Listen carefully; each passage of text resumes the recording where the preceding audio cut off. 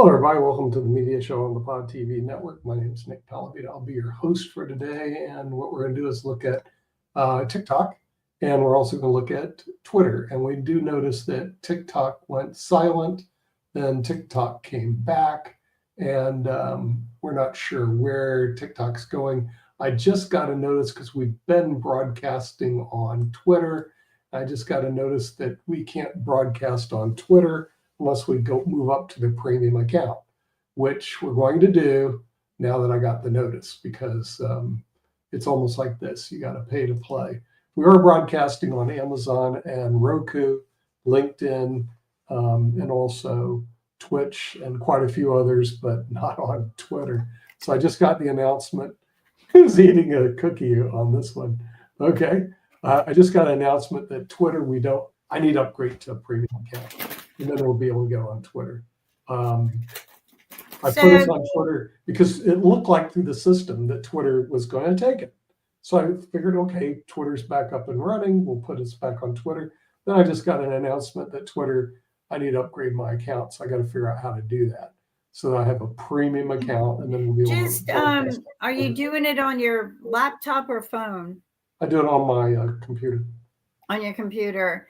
Mhm. I know with my phone, it wouldn't let me log back in. Like, I got into the system, but I had to turn my phone on and off. And then I had to go into Twitter settings for my login and reboot the enable and disable every button.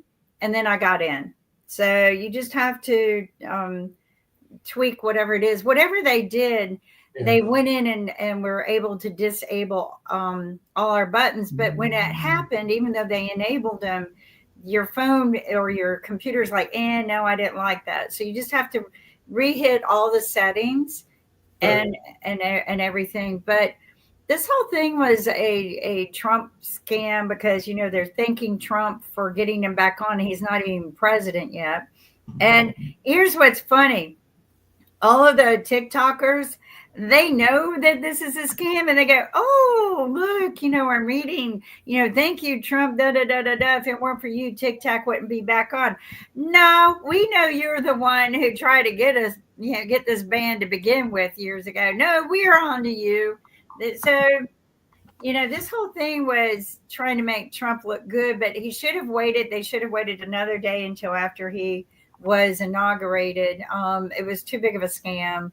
Everybody knows it. It was too big of a scam, but there is another thing that is not a scam. I was going to bring it up on economics, but I'll bring it up on media because it plays into the media discussion as well and all along those lines. But there is a popular app. We talked about it back when certain people from India were on the show, and they had folks from DC. They used to encourage us not to deal with them and everything. But I was actually a victim of the scam as well and everything along those lines. But apparently, because they did not do a good job of keeping track, and I know you were talking about this earlier in terms of encrypted and all along those lines with what they were doing. So Cash App has been hit with I think it's $180 million suit and everything. So they've been in the process of shutting down a number of Cash App applications and all along those lines. So it's actually 4 days ago that the CFP ordered to block the operator of the peer-to-peer payment app Cash App to refund customers $120 million and pay a penalty of $55 million. So they are in the process of doing that, but also shutting down a number of other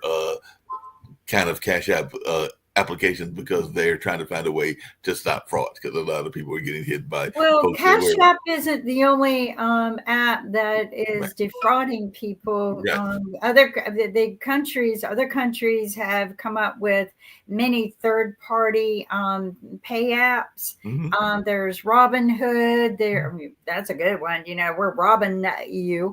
But there's Robinhood. I can't count them all, but we were pretty much helping someone who got caught up in one of those scams, and they had them go to like all of these different third-party apps.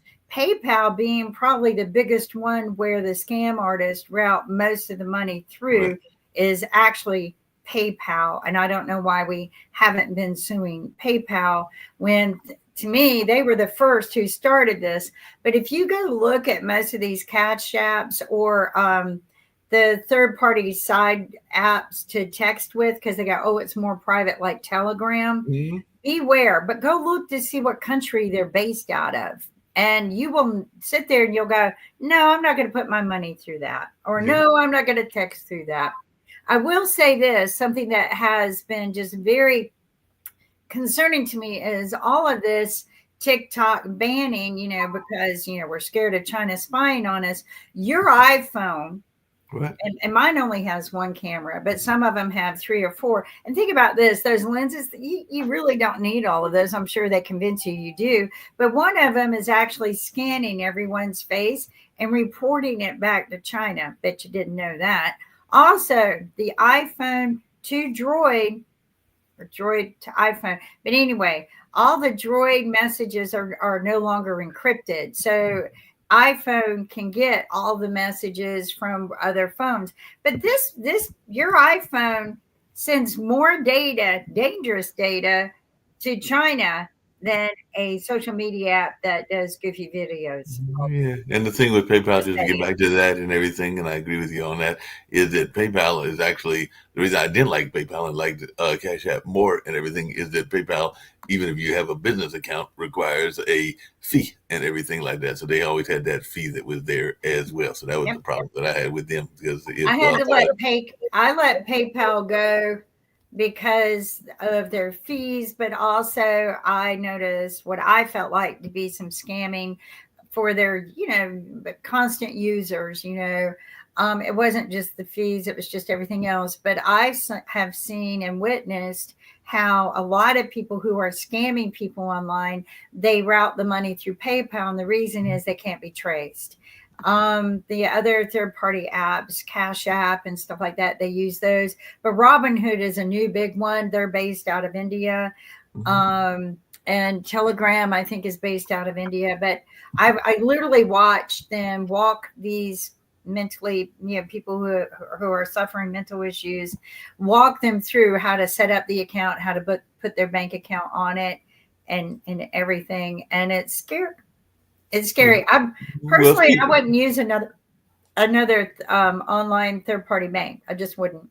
Well, speaking of news and scary news and everything, this just came from one of our favorite sources, NPR and everything. So I know that Nick's gonna love this and everything. But apparently there is a new news source that's getting ready to come out. Are you ready for this and everything? Because he's got the ear of the president. There is going to be launched Musk News, a new twice weekly news site that'll focus on the billionaire and Trump advisors' influence and actions over the course of the new presidency. So apparently Elon Musk is about to launch his own news site, which is literally going to be called Musk News, and you can now get them twice weekly and everything. Who knows? Maybe we'll find a way to carry it here on Pod TV, but that was just announced recently that he is to launch his own news site and everything like that. So news organizations are grappling with how to cover the overwhelming pace of news expected from the return of the power of President-elect. And the lawyer and investigative journalist Judd Langham, founder of the liberal site Popular Information, thinks he has an answer focused like a laser on Elon Musk, the richest man in the world. So apparently he's got this as part of his Substack, which is called Musk Watch. So Hey, Nick, do you think we'll get an interview with Musk down in Apti? He's not going to be there. Remember, right after the inauguration, there's Davos in Switzerland, where all the rich people go to, and it's creating a lot of problems because they have to go to the inauguration, then go to Davos. Okay, but Elon has his Gulfstream 650, which is a really cool private jet. So, and he has several of them, from my understanding. He has like 3 of them. So he can take a quick flight from there to Davos, Switzerland, as soon as the inauguration is over with. Now, when we worked with Principal Financial Group, now this goes back 23 years ago, and they also had private jets, and they flew their executives around on private little jets, but they were tiny little private jets. I wouldn't even get on them. They're like little Lear jets. Today, the Gulfstream 650, I'd get on that one. That's a pretty slick piece of equipment, and they have several versions of it, so it's pretty nice. So Elon has his private jet, and he gets around on his private jet. So they'll all be going to Davos afterwards, and not NAPTI.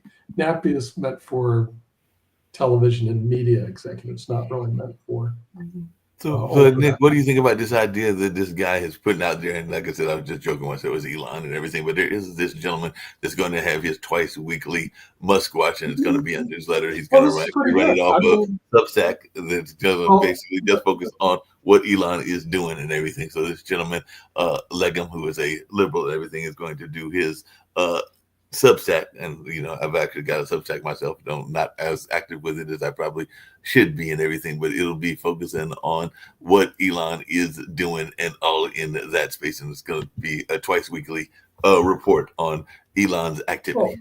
well, the real thing, Mark, can you find out if we can redistribute it without violating copyright laws? So I don't mind redistributing if we can redistribute content without violating copyright laws, especially content that other people would want to watch. And this would be something that would be ideal for our Well, viewers. Substack is actually a print publication, but I know that you can redistribute because you can share any Substack. Because I know I share my friend So who is an he's author, not doing the Monica videos. Burns, and everything like that. So I share her Substack constantly because she's usually putting out some interesting social justice messages and just. And she's a world traveler, kind of like you and Kim. So she's usually coming from some part of the world that I don't know that much about and everything. So she is definitely has an interesting Substack. But yeah, I know for a fact you can redistribute those on a regular basis. So yeah, we could possibly get that redistributed. Maybe we can even get that particular gentleman to do a particular show on the Yeah, network. well, I mean, if it's a video and it can be redistributed, then I would take it. If it's newsprint, obviously it doesn't really fit with what we're doing. I did check out the Angry Geeks. They get a lot of hits, and so do our timeshare shows. At least they do on Facebook. So I've been counting what you can count on Facebook. We still have a problem with trying to find all the other demographics of all the shows that we have. It's kind of difficult. And even Facebook, they're not very good at aggregating, especially when they go to groups. Can't find out. So maybe when you're in NAPTA, you can find some group that aggregates. I don't know if you'll be able to find them or not. The other thing is TikTok. We don't even distribute through TikTok. Are they? Is it just doesn't make any sense? There's 170 million viewers on TikTok. StreamYard and TikTok never had a relationship, and I don't know why that is. I'd have to probably talk to Dana or some of the other people. It's a complicated tool because you have to reach a certain level in order to be able to stream your videos into it. You can live stream all you want, and that's how people build up. But it's a little bit complicated. I was messing with it last night when I got back into it. I've always had an account there. I've just never used it because, oh, no, that's not true. They have the best video tools for creating video content that you want to use on Facebook. So their video tools are amazing. So I have used their video tools for creating things because they cut them up in increments, right? It's a timer. So you just got to learn how to time like we used to do. 20 seconds. Well, speaking of tools and everything, and maybe we'll find this out at the conference as well.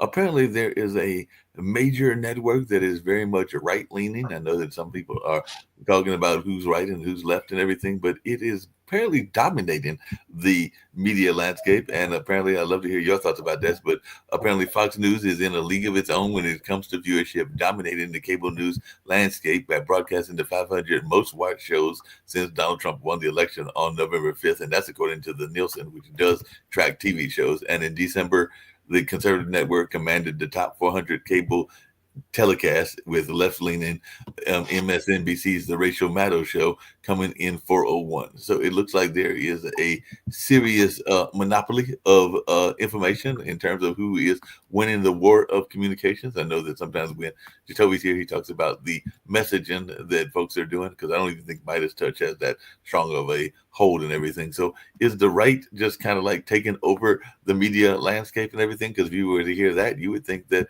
Fox News is pretty much in charge. And of course, they will stay in charge now that Trump is there, and they've got a number of Fox commentators that are now working for his administration. So it looks like Fox News as the overwhelming winner, and both MSNBC and CNN have had declines. So what's our thoughts on this? Apparently, by being Trump's friends, they are captivating the viewership, because it looks like MSNBC's average total daily viewership dropped to approximately 521,000, marking a 38% decrease from its pre-election Congress average, and CNN's daily total averaged around 367,000, reflecting a 49% decline. So it looks like the right has won the media war. So what's your take on this?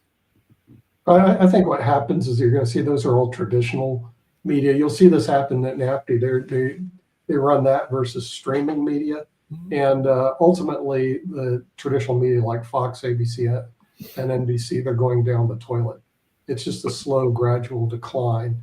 So I don't see them happening. And like what Rick brought out, most people are getting their news and information from streaming media, not social media. And then when you look at streaming media, like I was checking on YouTube the other day, YouTube gets millions of people to watch their stuff. I mean, YouTube and Facebook just so I want to kind of give you a tip on that too. With YouTube, you can, what's great about it is your unlimited amount of what you can put on there. It's just that they do monitor you. So if you violate anything, lo and behold, everything's gone. Everything you created gone in a flash.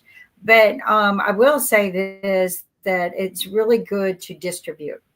Right. So they made it very easy now. So when you film into or upload into YouTube, you can distribute to so many places. And when people are, you go to LinkedIn, LinkedIn, Facebook, then they're coming back to YouTube. And that's how they did that. Very brilliant. Made the tools very easy. Very, very easy. YouTube is pretty big in terms of just even viewership. I think it's like in the multi-billion thing with Facebook. Yeah, every day. But if you think about it, because it's so easy to broadcast and distribute out to other social media, they draw them in, right? They just made it so easy. You just click a button. StreamYard's kind of easy in that way, but they don't distribute to everything but they did make it somewhat easy. So, that's where a lot of tools were going is how easy can you make it to do that? Yeah. I personally would not, right. I would be careful about, and the reason why I say this is they've already proven that they can take us down at any given minute. I don't think I would put a lot of content and invest a lot of time on TikTok. I would be very careful about that. I would make sure I back up all of my data somewhere else if I did. But I would start looking for an alternative source, only because they proved that they could take us down. And to me, this was just a means to demonstrate that they can crack the whip whenever they want, they being our government, and take away your rights anytime you want. Because the government should and did know that majority of the Americans use this as a tool for their businesses. Majority of Americans make a lot of money on TikTok, and they, in a snap of a finger, took them down. And I think that this demonstration should be a wake-up call to anyone in media, and you just don't put anything on there that you value, but find a new resource. And you know what I'm going to do, Nick? I've kind of already created some new tools. I think I'm going to invent the dupe of TikTok and just say, everybody come over here. Because actually TikTok is easier than mimicking YouTube because the video clips are shorter and easier to store. So I think I'm going to just create the dupe for that and then say, come on over here. We're not going to take you down. We don't partner with the government. Facebook has changed their policy, but of course, since then, they destroyed about 5,000 of our viewers that I had on my Facebook page, and I have to bring them back up. What did they do? Facebook destroyed, because back then they had a policy that they said that something that we said, remember I had a lot of these strikes policies. Oh, yeah. Something that one of our programs said was wrong. And what they did is they struck down 5,000 viewers of mine on Pod TV. Yeah, that 5,000 viewers overnight. Not that that's a lot because of Fox News. Remember, Fox News was reporting us every time we sneezed. They were I don't know Yeah. if you remember that, but it was Fox News was always like pointing. But you know what? I turn people in for sending me nasty porn and child porn, behind, and I report them all the time, and Facebook doesn't do anything to them. So Well, I have a problem Facebook with is not doing Facebook's anything morals. anymore. They got rid of all their watchers, and so the thing is, Facebook is kind of like we're not Do going they to have people that actually monitor the shows anymore? Because that's what they used to do. I think both you and Toby and others had talked about it and everything, even with the Super Bowl and other things. And Rick can correct me since he's joined us and everything if I'm wrong. But that seems to me that I remember that several of the networks had shared the coverage of the NFL, and I want to say YouTube was one of them because it was a surprise that YouTube was covering some of the NFL games. So if you wanted to watch an NFL game, you had to have a YouTube account and everything like that because they got an agreement. Netflix. Mm-hmm. Netflix did a couple games. Nickelodeon does animated versions of the games. They take the footage and then they superimpose like comic book characters and slime, and they make it fun, I guess, if you're 8 years old to watch a football game. Mm-hmm. Yeah, that makes sense. Speaking of that, and Kim, you're going to NatPeak, so maybe license some content. License if somebody's got a dance show from India, or they've got. We're gonna do that.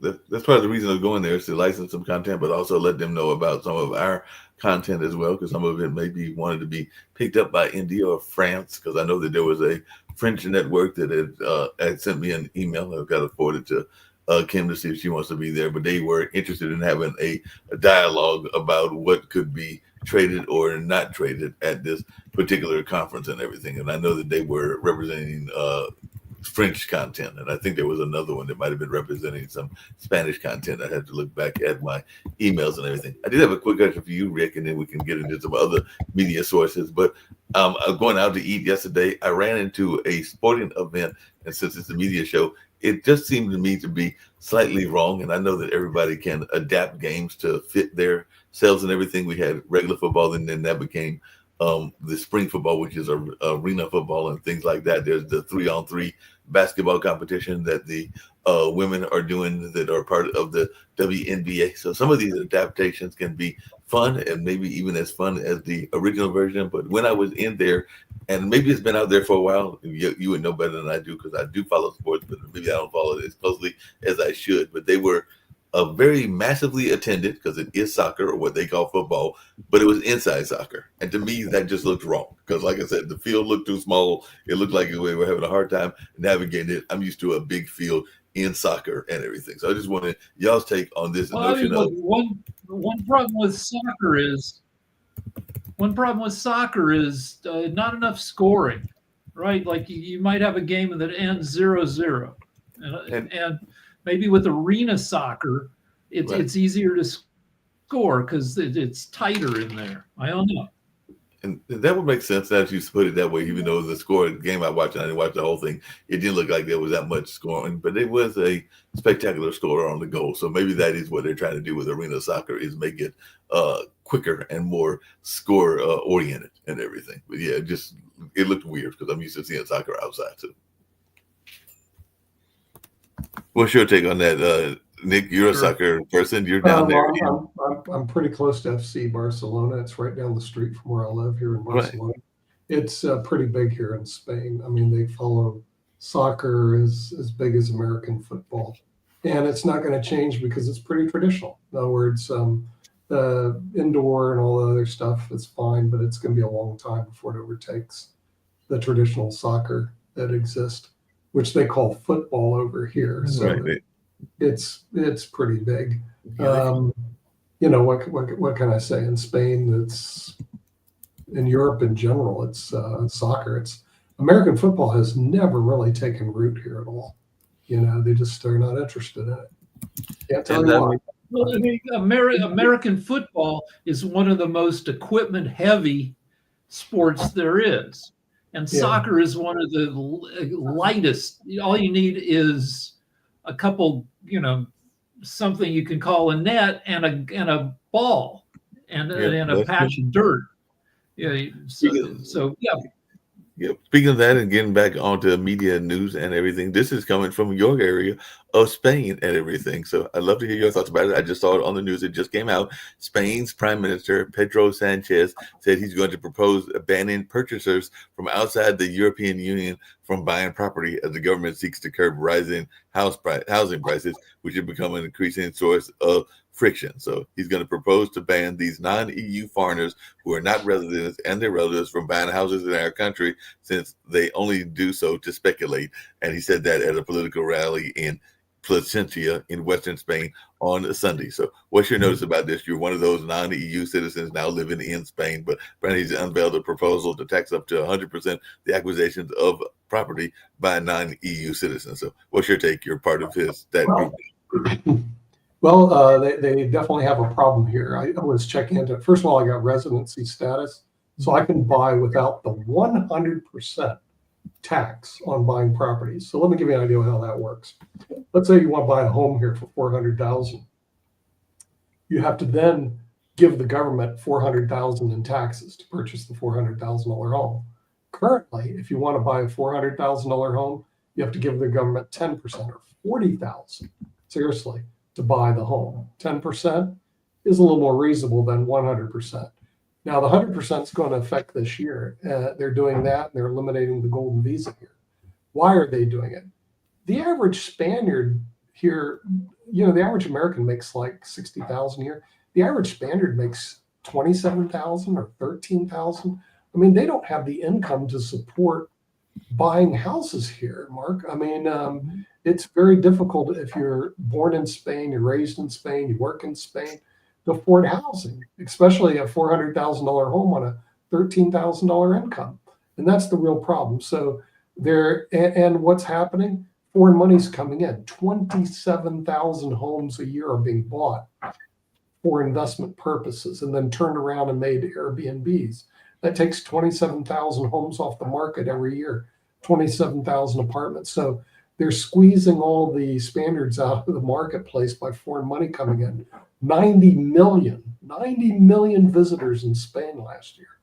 Y'all got to get a whole bunch of more visitors, because coming back to sports and everything. I just Googled real estate prices in Barcelona and in Madrid. And it's not cheap. I know it isn't. Trust me. I look at it every day, Rick, because as soon as I'm done with my operation, I'm going to go buy a place.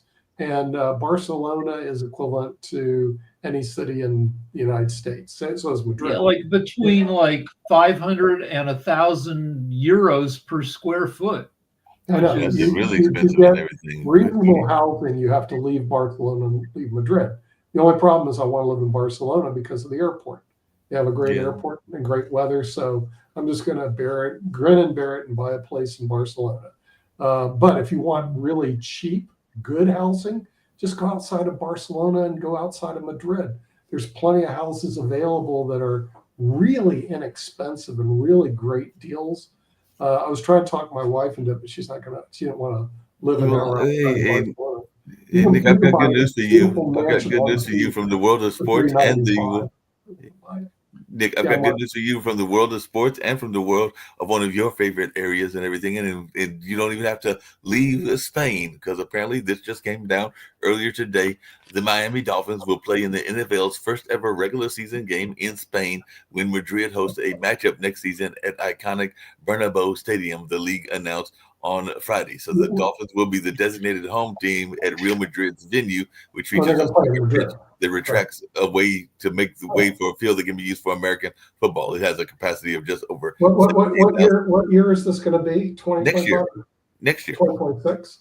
Yeah, it's the next season, which is 2025, 2026. So the season that'll start in the fall of this year. Oh, so I can watch Miami play in Madrid.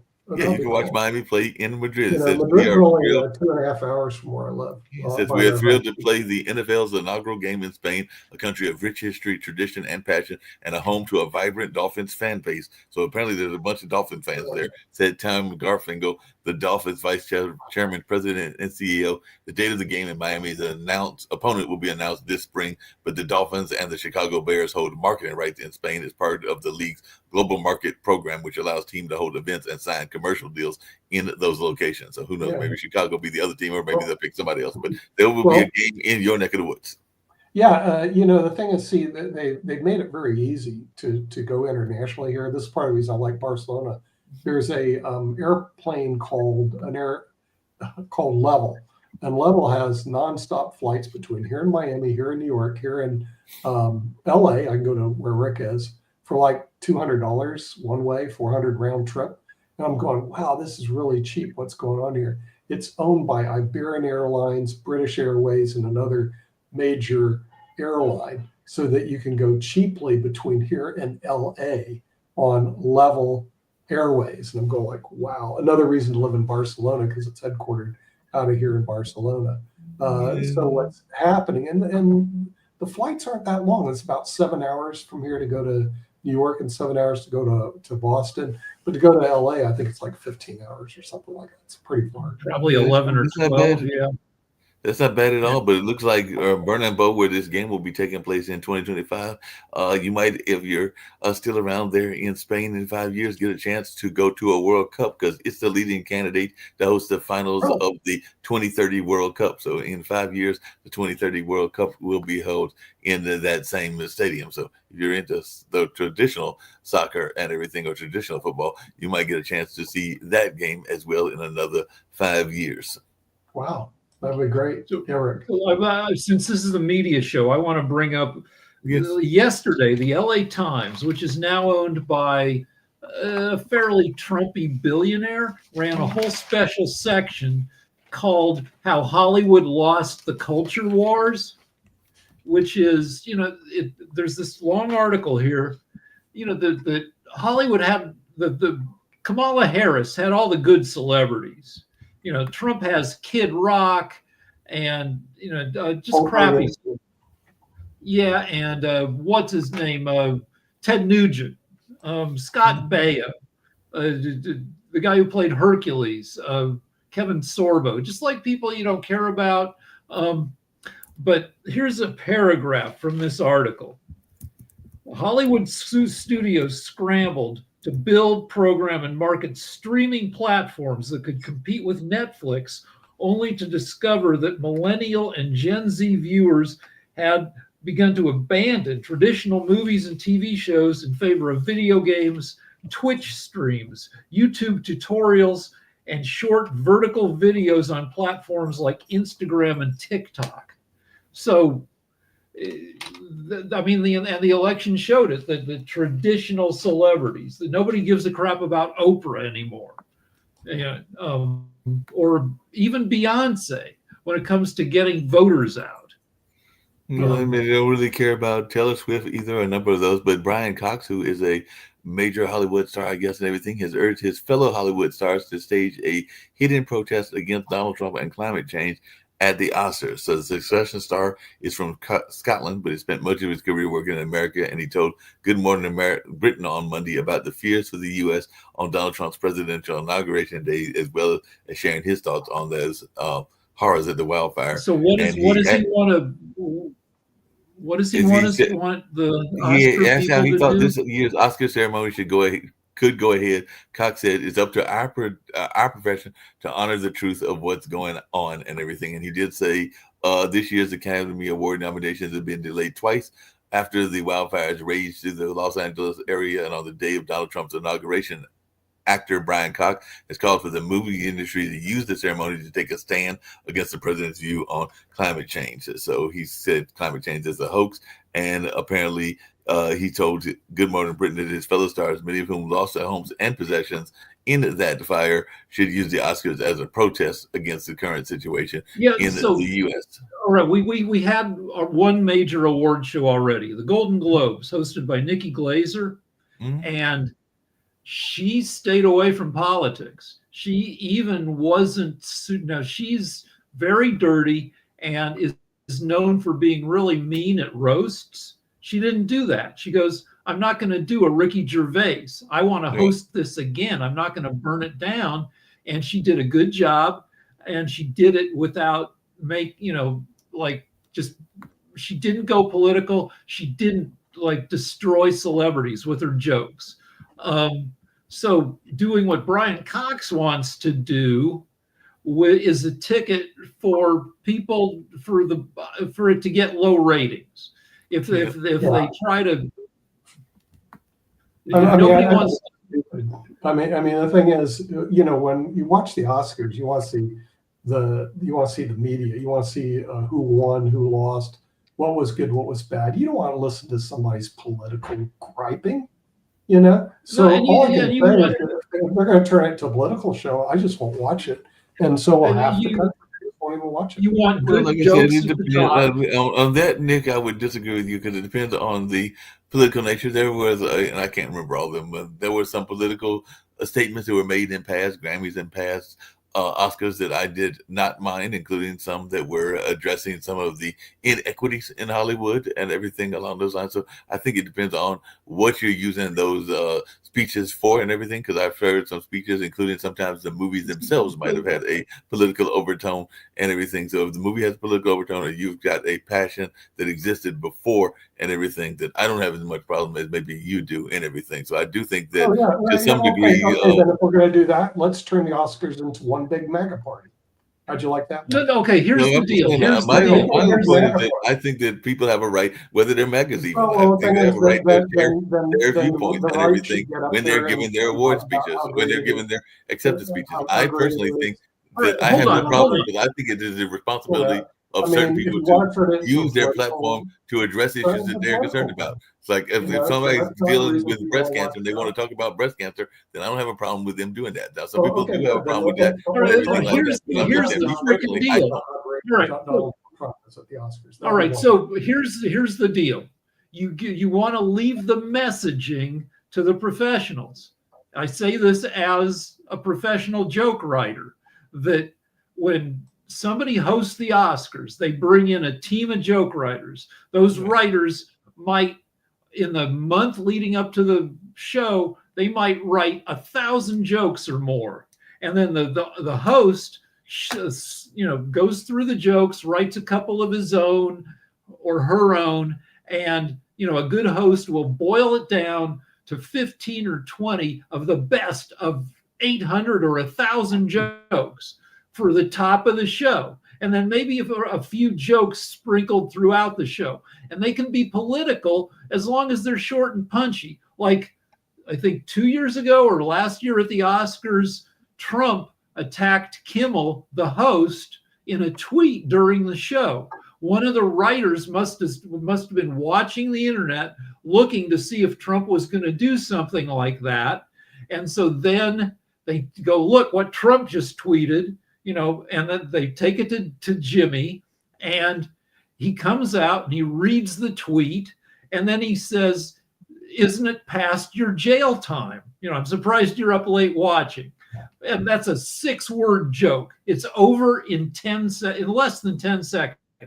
Quick, punchy, that's fine. It was a great moment. But then when hold on, almost done. When a nominee gets up there or a winner and does like a 50-second speech about something political, that bums everybody out. It might be, you might feel necessary to people, but it doesn't win over viewers. It's got to be short and punchy and, done by the experts in short and punchy. And that doesn't always work, as I've told you several people on this network before, and we didn't do it last year, and who knows, maybe we'll come back this year. But for 10 years, I was the host of the Road to the Apollo, which had a relationship with the actual Apollo Theater, but it was also a fundraiser for a veteran advocacy group. So the actual founder of that particular the actual founder of that particular event actually used the intermission speech or the speech right before intermission to bring out the causes around veteran rights. I didn't have a problem with that because that's part of what his organization did as one of the founding organizations. So when he founded it, he started it as a way to let the veterans speak and to perform, because it was actually mostly veteran performers, I think, when he first got the idea to do this show. It then became a more regional and kind of like across the board kind of competition. But I mean, we almost expected that that's what Captain Newborn would do. He would come out at the halftime point of like using the basketball. Were you guys on TV? Huh? Yes, we were Were you on guys? TV. Was this on? Yes, we were. We were on Did TV. you It became a did, TV did, show. did, do you get ratings? Does somebody come up with numbers after the show is over, saying this many people watched it, and Yeah, there compared was to some this ratings many because, like I people said, the it was previous? on launch. It was on launch TV. I mean, I was trying to get it on here before it stopped going off and everything. And I probably can bring back some of the other ones and everything like that. But it was on launch. It was on a couple of other networks and everything like that. And definitely, you could go back and watch some of the YouTubes. And I do know that some of the winners actually went up to the actual Apollo, which is very much an iconic institution, and got some ratings that were favorable. So much so that they won multiple times and everything. Because I think we advertised that we had like a 85 to 90% success rate, meaning that the people that we sent up there because they got to jump the line would get to grace the stage of the actual Apollo. So we did have a success rate that could be monitored and could be shown. It wasn't just like a random thing. I mean, you guys know what you're doing. You know your audience. Right. With the Oscars, with a late night TV show, what you're competing with, like a Kimmel or a Colbert or a Jimmy Fallon, is every 15 minutes you lose 20% of your audience to people going to bed. No, the idea is to keep people, is to show people enough fun stuff that they stay up just a few minutes longer. Now with the Oscars, what you're competing with is, to keep, like, half the audience is politically conservative, the potential audience. You've already lost a lot of them, but some people will tune in to see the stars, to see what they're wearing, to see the jewels maybe. And the jewels are crazy now because they have lab-grown diamonds that are like 10% as expensive as diamonds you dig out of the ground. And like, if you watch the Golden Globes, the jewelry was freaking insane. So people will tune in to see that stuff. But if you hit them with politicals, but there were iconic political speeches and everything like that were on the Oscars. They were on the Academy Awards. They were definitely sometimes they 50 years ago. Everything. That's what I'm saying. They were iconic because I remember I remember them like verbatim, but I remember some of the iconic ones that dealt with apartheid, some of the ones that dealt with equal rights for women, some of these the iconic ones that dealt with the notion that there were not enough African American representation in the movie industry at one point and everything. So there were some iconic speeches that I felt were delivered at the right time, in the right situation. 50 years ago, Marlon Brando won an Oscar, right. I guess probably for The Godfather. He didn't go up there. He sent a Native American woman up there to accept the award and to talk about the plight of Native Americans. Right. But that was 1974. People didn't have anything else to watch. Half the country would tuned in, and they were stuck there because it was there wasn't that, those Oscars probably had a 30 rating. 30% of all TVs or 40% of all TVs were tuned to that. Yeah. Now, the Oscars are lucky to get, I don't know, a 20 rating, an 18 rating, and the country's way more polarized.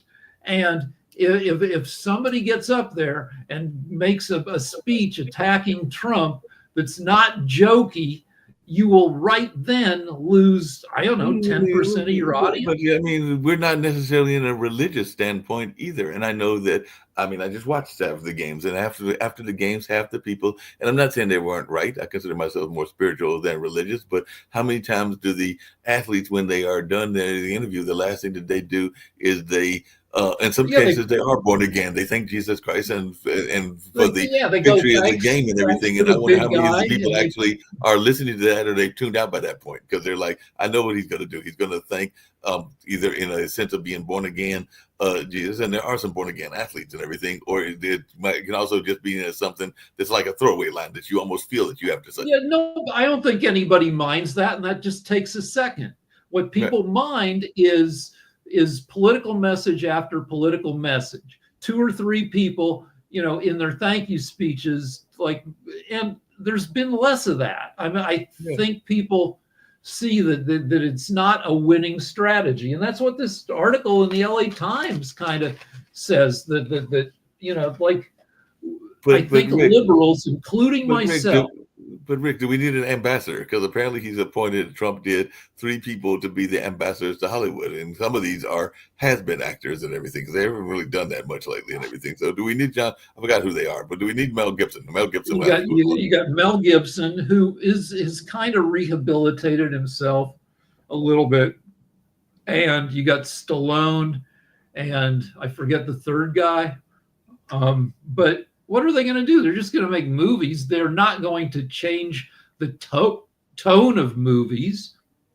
That's what he said he wanted them to do, was to go and kind of like be the ambassadors to change the tone of movies, and I guess they make more feel-good movies. So I guess they're going to encourage. And speaking of feel-good movies, there was a great feel-good movie in the 1984, the year that I graduated. I remember that movie, but it lost a person that was connected to them, and maybe even knew this particular person. But as we're thinking of people that have passed on and everything, Lynn Taylor Corbett, who was the Tony-nominated choreographer of Broadway Swing and Titanic, but she was the one that guided Kevin Bacon through his famed solo dance in the 1984 film Footloose, and she died of breast cancer, and she was 78, and the death was announced by her son. So she was definitely known for a number of things and all along those lines, and definitely there's no doubt that Footloose was one of those feel-good movies. But you've also had a number of people, just to kind of pivot back to what we're talking about, that have used it to not just address social change, but also to address things that have impacted them health-wise. Because I've heard a number of people, when they have spoke on the Oscars and everything, that have had heartfelt situations, whether it was breast cancer or whether it was lung cancer or prostate. I mean, what Chad Boswick, I think, did some you know about the Boswick that was on Black Panther, I think it was, but he had some very heartfelt things around prostate, which is actually what took him away and everything along those lines. All right, so whatever. I mean, yeah, Trump can send ambassadors to Hollywood, but what movies have to do, and TV shows to some extent, they have to hit the 4 quadrants demographically: males and females over 25. Males and females under 25. Ideally, you want a movie that sucks in all 4 demographic segments.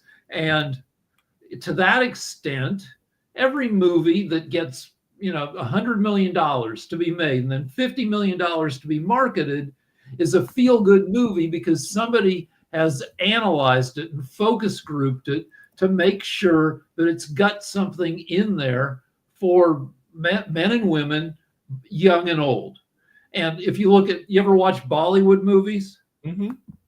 So you know that they're even more ruthless in making sure there's something for everybody. A Bollywood movie is 3 hours long. It's got singing, it's got dancing, it's got the most beautiful people in India with the best hair, and then it's got gangsters and guns. It's got a love story. It's got frickin' everything in it. So, and it's the same, but like less in your face. The same thing can be said for Nollywood movies, which are the ones coming out of Nigeria. Right. Yeah, but everybody just tries to make a movie that appeals, that will get the most people to go watch it. And when you have a conservative agenda, you're going to limit your audience, and you're also going to limit your talent pool, writers and actors. The people like this guy Matt Walsh is with the Daily Wire, and Ben Shapiro, and they make movies, and they're not that funny or that entertaining, because like Matt Walsh is a conservative columnist. How many jokes is Matt Walsh, when he makes a comedy, how many jokes has he written in his life? 100, 300, 800? He's not a joke guy. He's a pundit. How many jokes they hire me, I've written 120,000 jokes. You hire 10 of me, and among your 10 people, we've written 1 million jokes. We're going to give you. But how good are you at writing animation? We were talking about the Anger Geeks earlier, and I just looked up the box office 2024, 2025, which have been the movies that ended the year that are now going into the new year and everything. And right now, the lead-in movie with 652.9 million, at least it was like a couple of days ago, was Inside Out, and I'm not even sure what Inside Out is. But I see a bunch of these movies that are basically continuations of the animation kind of flavor that you're talking Right. about. So This is you what people hire want, which is people. like Wicked, Mona 2, Despicable Me, Beetlejuice, the remake of Beetlejuice. I think Sonic the Hedgehog is down at number 9, and Godzilla, Okay. Kong, the New Empire. So a lot of these are fantasy type movies. All right. So, but I mean, with an animated movie, you hire the people who are good at that, and you get your quadrant because if a movie is for a 7-year-old or a 10-year-old, then that kid has to bring an adult with them. Mhm. So you need stuff in the movie that hits for kids. You also need jokes in there that might go over kids' heads so that adult taking the kid doesn't get totally bored in the movie.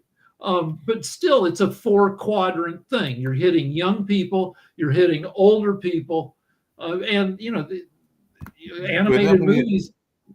how many of these movies have you seen and everything like that? Because I'm wondering, Well, I have not gone my to. kid turns 30 this year, so I haven't seen a big screen animated movie in a long time. So I'm So you haven't not the been, audience for that.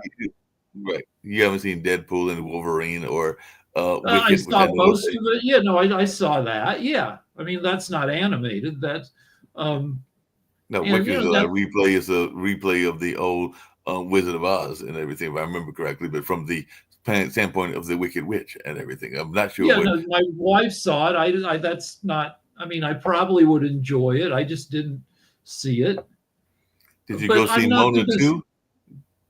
no. I think that's an animation too. But I'm not a desired demographic. I'm going to be 65 in 3 months. Nobody gives a crap about me as a consumer. You want 18 to 49s is a desired demographic for TV and for movies. Yeah, Under 18. 18 to 49, that's what you want and everything. But apparently, there's always an appeal to go see movies about disasters. I mean, y'all have got y'all's own disasters. So I'm surprised that Twisters is still as popular, but it is apparently still up there in the top as well. And that was a movie that was going to deal with reactions kind of like. Yeah, I saw Twisters, and because it does a good job of, there are like 7, I think, major tornadoes in that movie, and each one is worse than the one before. And yeah, you get to see stuff flying through the air, crashing. Yeah, it's a decent movie. And the guy, I forget his name, the star of the movie, he's super handsome, and so everything is the 4 quadrants: males, females, young, old. Well, apparently, and this comes back to your other article and kind of what Brian Cox said, and we'll wrap up with this. But apparently, when Donald Trump emerged with a raised fist from 2024's never-ending cortisol blast of an election last year, liberal-leaning Hollywood responded to the news with questions, and following a wave of predictably anguished celebrity tweets. The first was, "What does this mean for our bottom line?"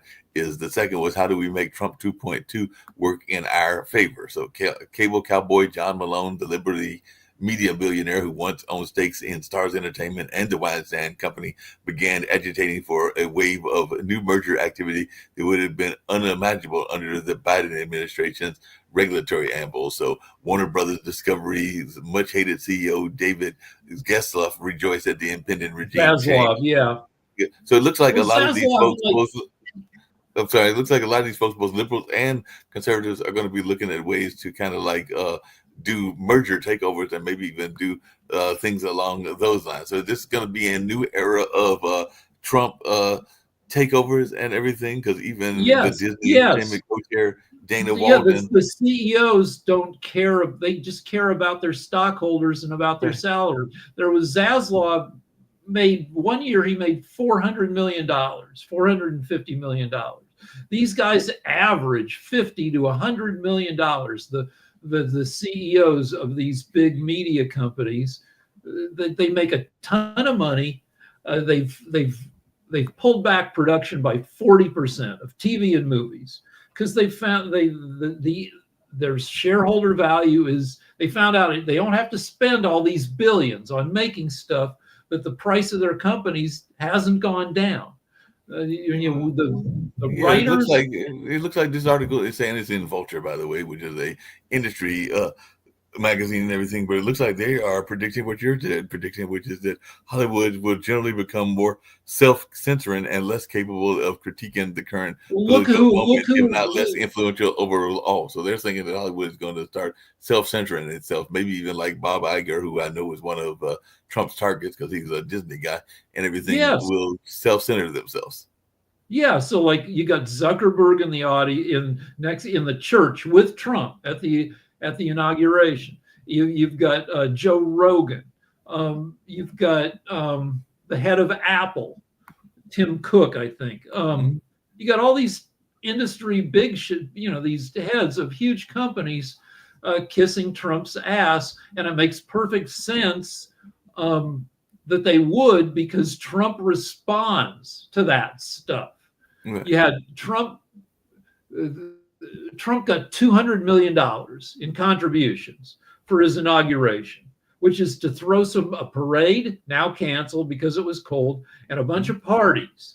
And it doesn't cost $200 million to do that. And so a lot of that money, maybe 80 million, will disappear. Nobody will know where it went. And it's going to go somehow into the pockets of the Trumps. And this money, like, the head of, like Google donated $1 million, Apple $1 million, all these big companies, Microsoft, they all donated $1 million, and they should. It's in their financial interest, because Trump, they call it transactional, which is a fancy word for saying, you wash my hand, I'll wash yours. You scratch my back, I'll scratch yours. You give me money, I will give you favorable policy. And $1 million is nothing compared, like Musk spent close to $250 million helping get Trump elected. But Trump's net worth in the past 3 months has gone up $250 billion. So for every dollar he spent getting Trump elected, he made $1,000 in just 3 months. People expect him to be the world's first trillionaire. Right now, he's worth $450 billion. Mm-hmm. And under Trump, if he stays friends with Trump, he could quite possibly double his net worth. Yeah, you could definitely do that and everything. By the way, that third actor was Jon Voight that I was trying to remember, and everything like that. And like you said, big screen stars like Mel Gibson and Mark Zuckerberg have already made public appearances alongside Trump prior to his election. Some people are saying that that's why he was upset at Ari Emanuel, who was the Endeavor CEO, because he had been Trump's agent before he started backing Kamala Harris. So I guess that he was thinking that was the worst kind of backstabbing that you could do. All those guys, like Jon Voight, is very, very conservative. Mel Gibson is kind of a lunatic religious conservative. And Stallone does. None of these three guys, even regardless of their personal politics, if you hired them, if you said, I'll give you $3.5 million for 20 minutes for a minor role in a movie called Climate Change Warriors, which is about a group of people who go around and fight to stop climate change, none of these guys would say, no, I don't believe in climate change. They'd say, give me the $3.5 million check for 2 weeks of work. Oh, yeah, they're definitely going to go into that. And that kind of plays into this last quote in there, if you want to comment on it after I read it. But apparently that article I was talking about said that survivalist mentality is all but sure to result in fewer creative big swings on screen. There's more fear in the executive suites now than there ever has been in the 26 years that I've been doing this as a veteran talent manager and producer. What I see internally and with my friends all over the business, whether they're studios or producers or creatives or their agents, is that right now we're in an acute period of scarcity. The volume is way down. Everybody from the buyer on down are afraid to be bold and to make decisions that put them in harm's way. So I don't know that you can make a movie like Coal Miner's Daughter in this particular era, or some of those movies that I was talking about that I was a big fan of, where they kind of address social ills like Silkwood. I don't know that you could make a movie like that in this particular era and everything. And maybe you don't need to make those kind of movies now, but I like those kind of activism movies. I'm a big fan of documentaries. Yeah, I don't know. Because because it really might be 8 quadrants where you take the 4 quadrants: men, women, young, old, and then you got liberal, conservative. Like, are people taking that into account? I don't know. I mean, what liberals thought like myself in the election was that we had all the young people until a month before the election. We thought, all right, MAGAs get old. That it's been 8 years since Trump got elected the first time. A lot of MAGAs are 8 years. I mean, they're 8 years older. A lot of them are probably got old. They died. COVID killed them. We got all the young people. We didn't have all the young people. Like the bros, the males, 30 and under, they broke for Trump. We lost the young people. They're not buying our brand of liberal bullshit. They're buying Joe Rogan's brand of bullshit. Yep, and we'll see whether that continues, and we'll see what kind of movies made. Maybe there's more of the return of the American superhero type of movies that conservatives seem to love, and everything like that. But it'll be interesting. Like the the Stallone movie, Rambo. Right.